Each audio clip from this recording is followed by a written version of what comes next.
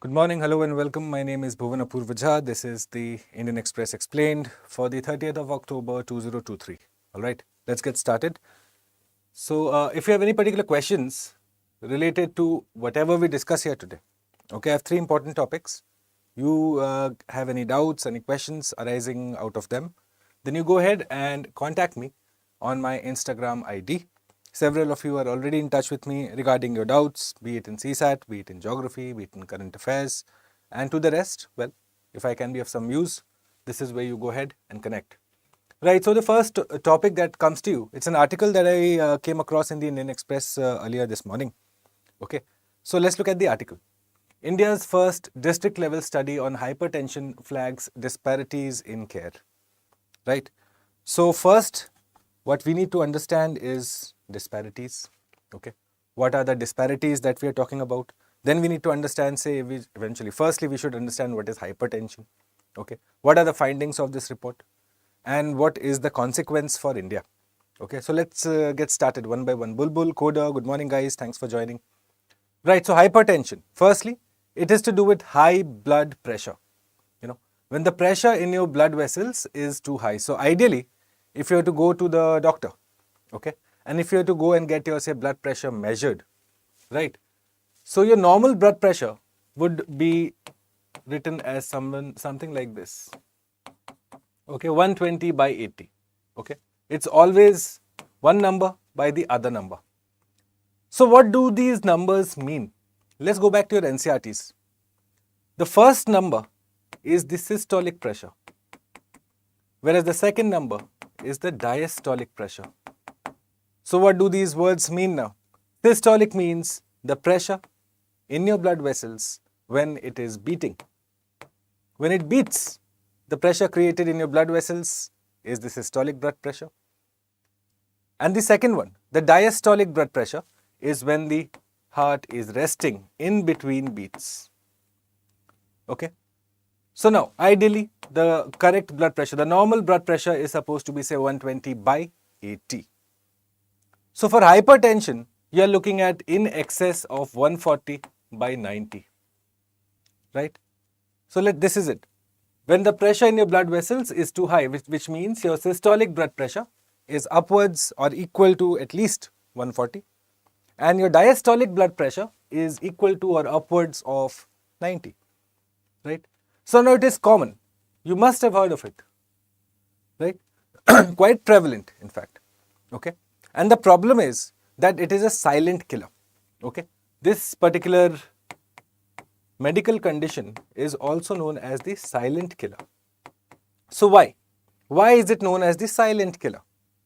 Because firstly, its symptoms are, well, unless you have an immediate increase in your blood pressure, then you have some symptoms. But if you have chronically high blood pressure, okay, or if your pressure fluctuates variably, then you find that the symptoms may not be so apparent. And the long-term effects of having hypertension or hypotension, whichever way, high blood pressure or low blood pressure, is that eventually it starts to affect the functioning of your body. Okay. So people with high blood pressure may not feel symptoms. The only way to know is to get your blood pressure checked. So when you go to get your blood pressure checked, you have something that is wrapped around here. The person inflates it, you feel a tinge of pressure here, and then eventually your pressure is measured. So what is that particular, instrument called? What is that instrument called? So the instrument has a very complicated name, sphygmomanometer. This is the instrument which is used to go ahead and monitor your blood pressure manually. Nowadays, you obviously have, say, digital blood pressure monitors also. Okay. But the manual one, the analog one, is known as sphygmomanometer. Right. So this is a little bit of, say, S&T that you need to know, a little bit of basic biology that you ought to be aware of. Now, once you have understood what hypertension is, the categories are important. So the normal one is 120 by 80. When it goes higher, you are looking at, say, upwards of 140 by 90. Right. This is hypertension. The hypo or low blood pressure is when you go downwards of this, right? So these are the different bands of, say, blood pressure in the vessels that is maintained. Now the risk factors. Firstly, understand this is a part of the non-communicable diseases. Okay. So whenever you come across a government document that mentions about non-communicable diseases, right? One of the examples has to be, that should come in your brain or in your head, is of hypertension. Okay, the silent killer. So the risk factors, obviously people who are at an elder or older stage of life are more at risk. It is also something that is genetically affected. So it's a non-modifiable risk factor. So if the question asks you whether hypertension includes both modifiable and non-modifiable risk factors, okay. So if this is particularly is used. So the modifiable risk factors are what? Say the lifestyle issues. So someone who say smokes a lot or drinks a lot, yeah, or has salty food intake that is high. So these are habits that you can change. So they are modifiable risk factors.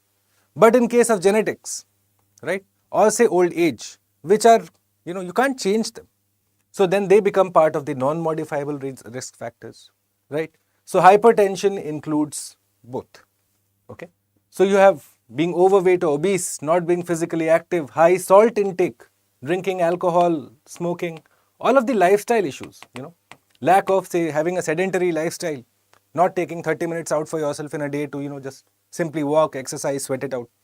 You are going to go to a condition where hypertension could become a reality.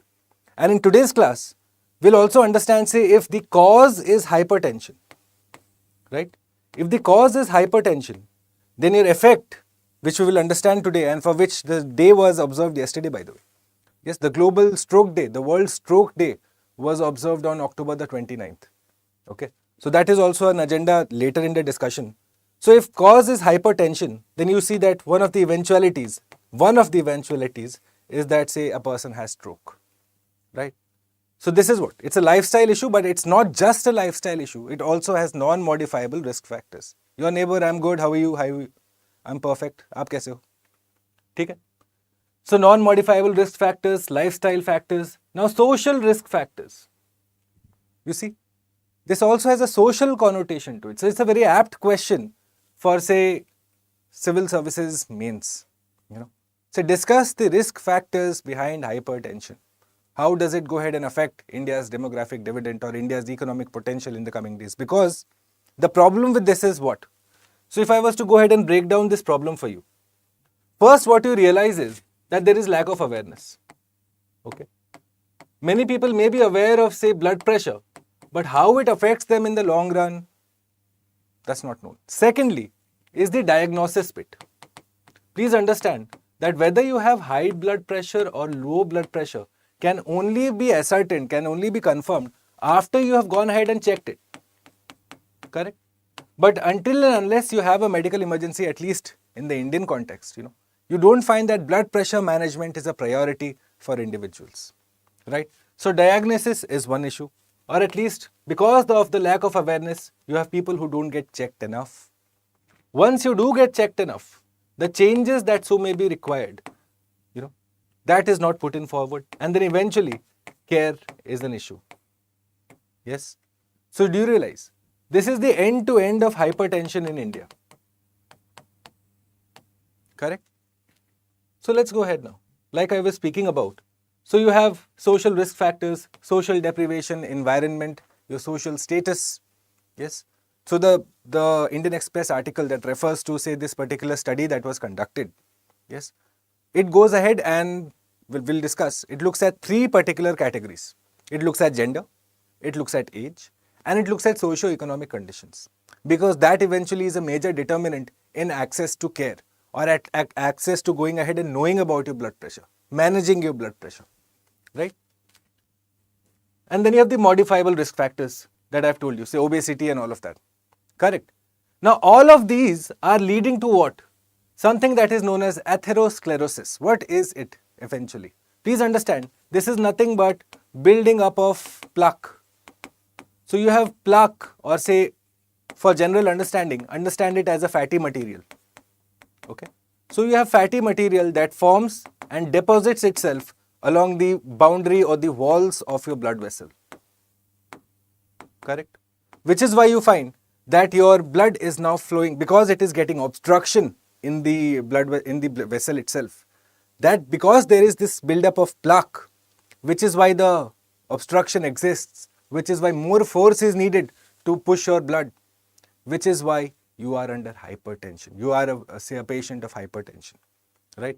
So what is the eventual aim? That to get rid of this plaque, which means eventually you need to have lifestyle changes, major lifestyle changes, correct? Can it be reduced to zero? No, but you can definitely go ahead and reduce it to a large extent, right? So atherosclerosis is nothing but building up of plaque or fatty materials along the walls of your blood vessels. Okay, fine. Let's go ahead. Oh, seems like we have facing some sort of a problem here.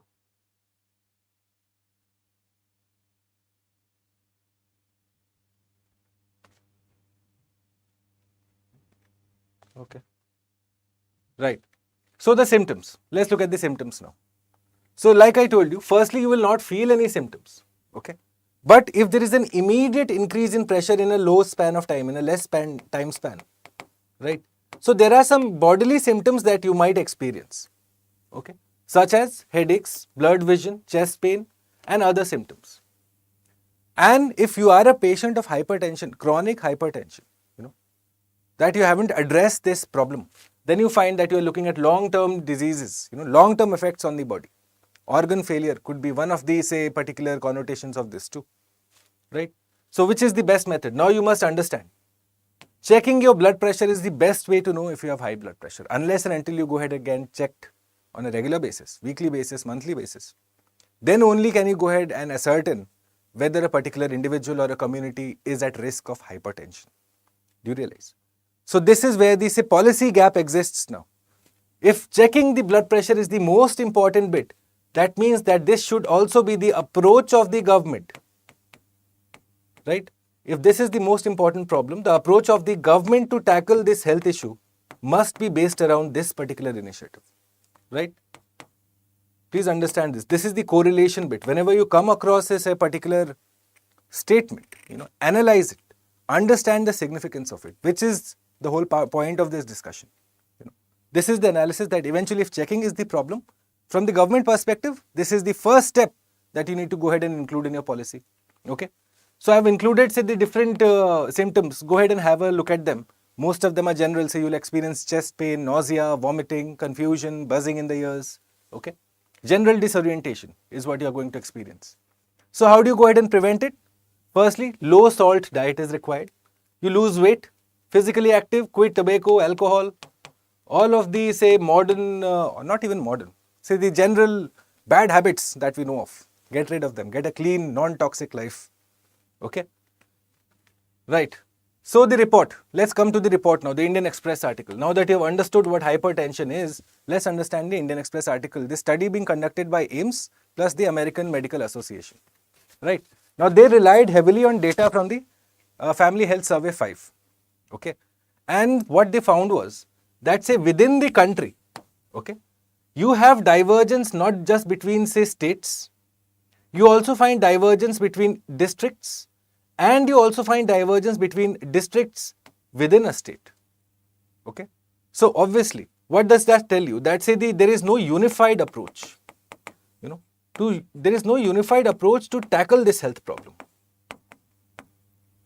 Okay. This is the first understanding, that even though, say, health is a state subject, guys, you must be aware of this, that health is a state subject under the Constitution of India, right? Which means that in a district, say your chief medical officer, okay, the medical, say, head of the district, he should be given more autonomy, okay? Within a state, when you have two particular districts that show a lot of variance insofar as treating or at least diagnosing hypertension, which means that lack of autonomy is the problem, okay? So give more autonomy at the grassroots level. There should be at least a wholesale campaign from the state governments as well as the union government to generate mass awareness about hypertension, especially, say, in the underprivileged. Okay. And then the primary change that you're looking at is that the patient should not come to the hospital or, say, the Anganwadi or your particular nodal authority. No, this is not going to work out. Rather, you need to have the hospital come to the patient. So have a mass, say, checking drive. Get a hold of the scope of the problem first. This will not just give you, say, a larger sample study on a national level, but also you are going to ascertain as to the specific focus areas where you are going to address the hypertension as a national health problem. Got it? So 20 to 24 years, 120 is normal or high. So 120, which one now? Systolic or diastolic? Firstly, you need to ascertain that, Rohit. Correct? Renuka, good morning. How are you? Got it, guys? Okay. So gender, age and socio-economic conditions. These were the parameters. Okay. More autonomy at the district level. Screening and diagnosis needs to take precedence. Go to homes. Right? Are you aware of the whole understanding now? Let's go ahead and solve these two questions very quickly. You will leave the answers for me in the comment box, guys. Okay. Statement 1. Hypertension can be confirmed using a sphygmomanometer. Statement 2. Diuretics, which eliminate water from the body. Okay. Excess water, in fact, which eliminate excess water from the body. Okay. Do they go ahead and lower blood pressure? So here's a little bit of common sense, or just apply a little bit of class 9th physics. That's all you need to do. Okay. So when your faculty or when your individuals tell you that you should read NCERT, what does that mean? That if you're aware of the fundamental concepts, solving questions like this should come naturally. Okay. Even if you are unaware of how and what it does, what do diuretics do. So which of the above are true? A only, B only, both A and B, or nota. Okay.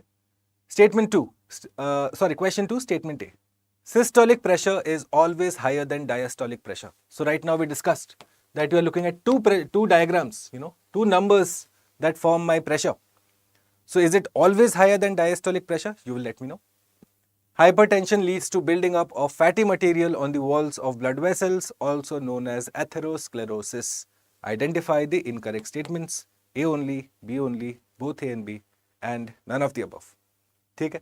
Let me know your answers in the comment box. I shall be eagerly waiting for them.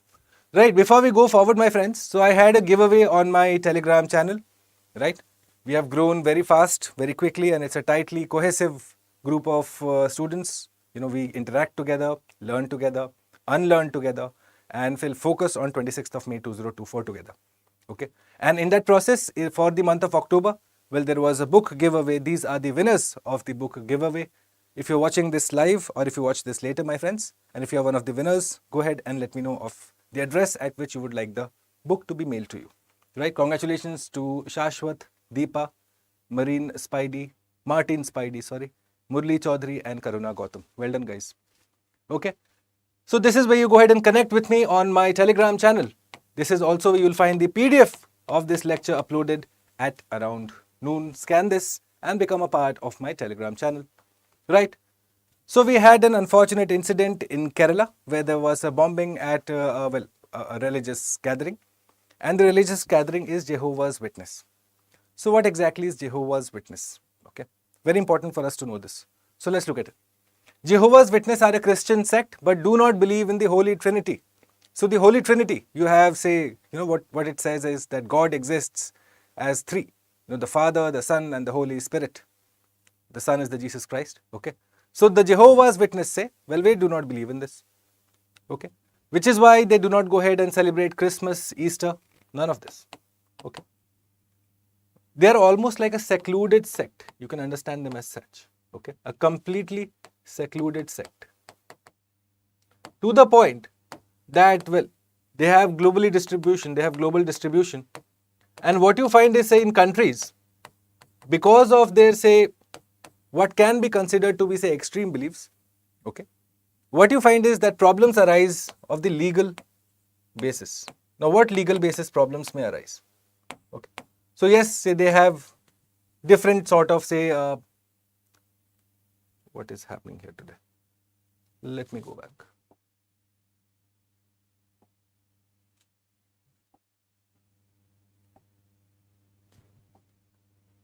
Okay, we are back, thankfully. So they have problems of legal basis. So what kind of legal problems are you looking at? Number one, say what happens if they do not conform to national symbols. Okay, what happens there? And second is, say, what happens if they have to transfuse blood? The transfusion of blood is also one problem. Okay, because they are so completely secluded, these two problems have arisen in the past, right? So let's understand those concepts first. Okay, obviously their thoughts are that they believe in the end of the world is near, kingdom of God will replace human governments. Fine, all of that. The origin lies in 1870 in America. Not very important from the UPSC perspective. The perspective that you need to focus on is cases regarding these two. The larger cases regarding these two guys. So you have an institution, a group, okay, that believes in, say, seclusion. Yes, they have been accused of, say, evangelical positions, of trying to force to convert and all that. That is fine. But in terms of understanding for UPSC, so let's look at this landmark case that happened, Biju Emmanuel versus the state of Kerala. Okay. So let's understand the case first. So you had 3 children that refused to stand up and sing the national anthem. Okay. So the school suspends them. They approach the Kerala High Court. Okay. Kerala High Court upholds that decision. Okay. Kerala High Court says, well, it was not expected. Then they go to the Supreme Court. Okay. The Supreme Court overturns the decision, says that, well, and these are the observations. Okay. Let's understand the observations of the Supreme Court here. That the real test of a true democracy is the ability of even an insignificant minority to find its identity under the country's constitution. Okay. That it was, well, in line with their freedom of conscience and freedom of profession of the practice and propagation of their religion, Article 25. Okay. That it was allowed under that. And that it recognizes the principle that you are to find your own place within the structure of the Constitution of India. Okay. So this was a landmark case that came up. Okay. And what was the reasoning provided by the 3 students who belonged to Jehovah's Witness sect? They said that, well, because their religion permits only the worship of Jehovah, and because the anthem was a prayer, the children could only stand up in respect but could not sing this. Right. So this is the interpretation here.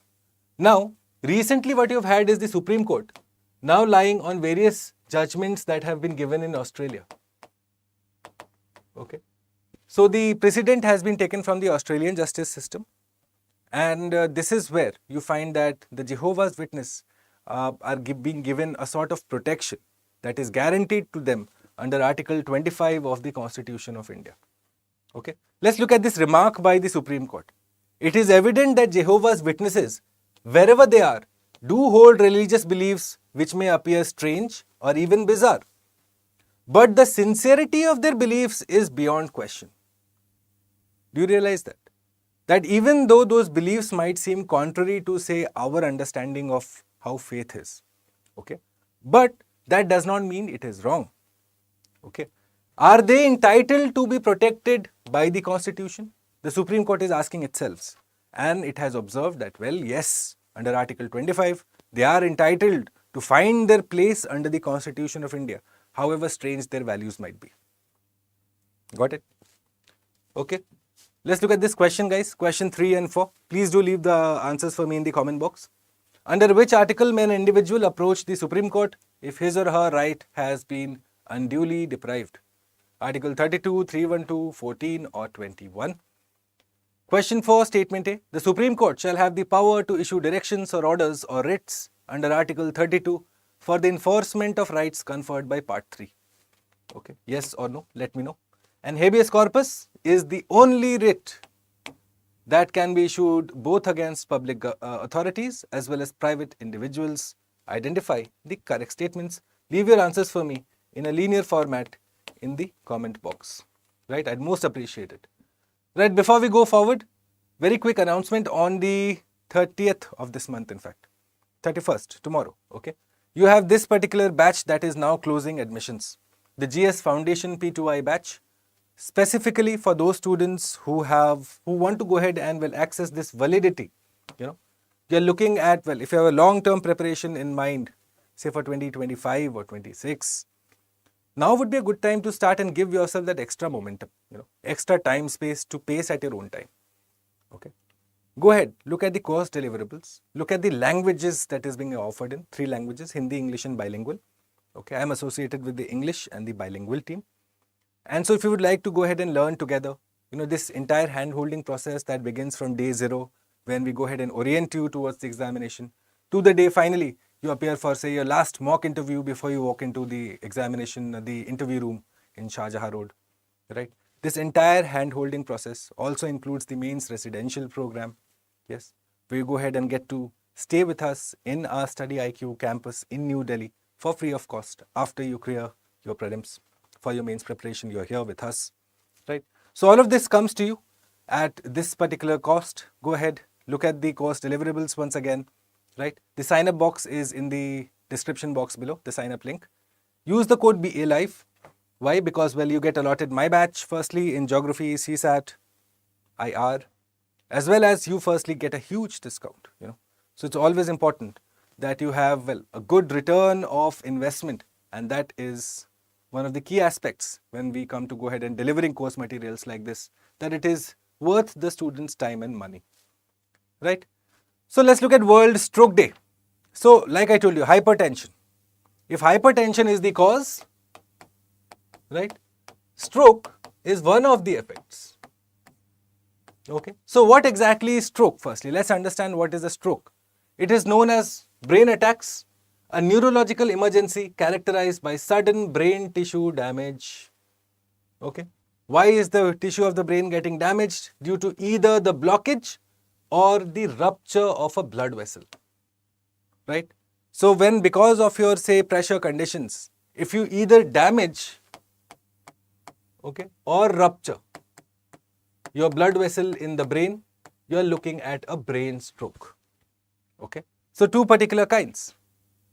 So if it is just, say, blockage, right? If it is just blockage, then you are looking at an ischemic stroke, right? And if it is the rupture, the complete damage, then you are looking at a hemorrhagic stroke. 2 kinds, right? The risk factors, once again, modifiable plus non-modifiable, both genetic causes, right? Interestingly, you find race also is one of the causes here, right? So medical journals will tell you that black males are more at a risk of brain tissue damage either due to blockage or rupture as, say, opposed to other races, right? Similarly, in terms of age, elderly males and postmenopausal females are more at risk as compared to, say, the other age segments. Okay, so have a basic idea. Obesity, obviously, physical inactivity, tobacco, alcohol, smoking, diabetes, all of that puts you at the risk for brain tissue damage, which is stroke. Okay? So for that, now what is the symptom? How you go ahead and address this problem? So this is the key. Be fast. This is in fact the term that is used when it comes to brain tissue damage or what is known as strokes. Be fast is the approach that we should have. What does it stand for? B means balance. Okay. How do you recognize that a person is having a brain stroke? Number 1, balance. The person will start to lose their coordination or balance. They will start to have trouble walking. Correct? Then it comes to next, what you look at is eyes.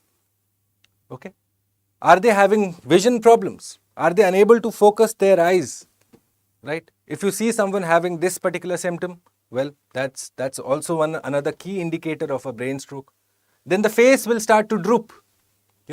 So if you ask the person to smile, you will see that they're able to smile, say, from the left side, but from the right side, the smile isn't getting formed. Right? So that is another key indicator that a person is having brain tissue damage. Stroke is in the works.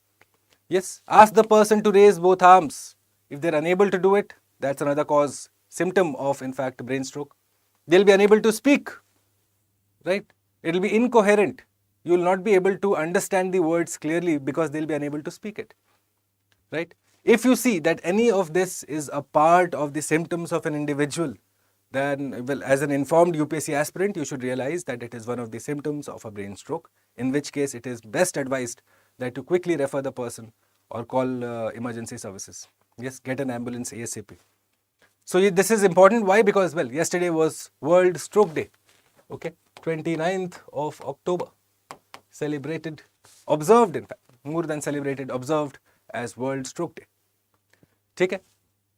Right? So any problems related to what we discussed here today, this is where you go ahead and connect with me on my Instagram handle. Right, let's look at the questions of the last class, my friends. Right, which of the above is also known as the privacy judgment in India? Case Puttaswamy case, essentially. Okay, the Puttaswamy judgment, also known as the privacy judgment in India. The data protection in laws in India are related to the application of which DPSP? Okay. So please understand, well, the DPSP talks about a welfare state, that the state shall endeavor to protect the interests of its individuals, which means it gets covered under Article 38, right? All of the interests of the individuals are to be protected by the state, which is an obligation it has under the DPSP of Article 38. Question number 3, Hendra virus, HIV, AIDS, Ebola, SARS-CoV-2, which of the above are linked to fruit bats? Hendra virus, yes. HIV, AIDS is with apes or chimps, so no. Right? Ebola, yes. SARS-CoV, yes. So you have A, C and D. Right? Identify the correct characteristic of Nipah virus. We discussed it in the last class, as opposed to say what coronavirus was. So coronavirus, you had low mortality and highly contagious. Whereas Nipah virus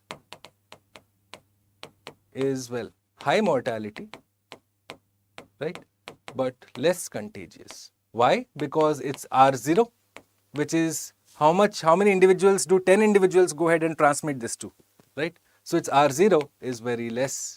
Whereas for coronavirus, your R0 were very high, correct?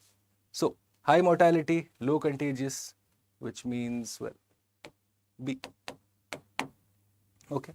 Solar irradiance is the solar energy received on Earth. Now I found many different answers for this, guys. It's a simple geography concept. Understand the difference between solar irradiance. Okay. Just simple things you need to know. Don't need to know paragraphs here. And solar insolation. What is the difference? Simple difference. Okay. Solar irradiance is the measure of solar power. Okay. The solar power is measured by solar irradiance. Okay. And insolation is the measure of energy. That is it. These are the key terms you need to look for in the MCQ. Okay. If it talks about power, please mark irradiance. If it talks about energy, please mark insolation. The question here talks about energy, which means, well, it is solar insolation that it is talking about. Correct? So this is incorrect here. Electromagnetic radiation given off by the sun comprises infrared, visible and ultraviolet is absolutely true. B only being the correct answer. Correct? It is an arc of gas that erupts from the sun's surface. What is it? It is nothing but solar prominence. Okay? And to the rest who gave me the, say, in to out categorization, the subcategorization of the sun's, sun's entire core and its, what you can deem to be its atmosphere. You guys were all correct. Well done. Good. So let's look at the individuals, the good individuals who answered the questions. Akhil, Crystal, Tanvi, Monica, Lagnajit, Pooja, Shubham, Niraja, Vidisha, Sachin, Sohail, Satyabrata, Revisit, Gopesh, Harshit, Koder, Karuna, Ayush, Rahul and Aditya. Well done firstly. Okay. Keep at it. Okay. And more importantly, what you'll find is that this is going to add to your question solving ability. To the rest, I implore you, answer the questions, attempt them. Because all of them are eventually to test your conceptual understanding. And if you're conceptually not clear, then well, your prelims could be a major challenge. Right? So this concludes this morning's lecture. If you have any particular problems related to what we discussed here today, any particular doubts, questions, this is my email ID. And if you would like the PDF of the entire lecture, access it on my Telegram channel at around noon. With that, it's a wrap till I see you tomorrow morning at 7 a.m. once again for the next class of Indian Express Explained. This is Bhuvan signing off for StudyIQ IAS English. Thanks for watching. Have a productive day. Bye.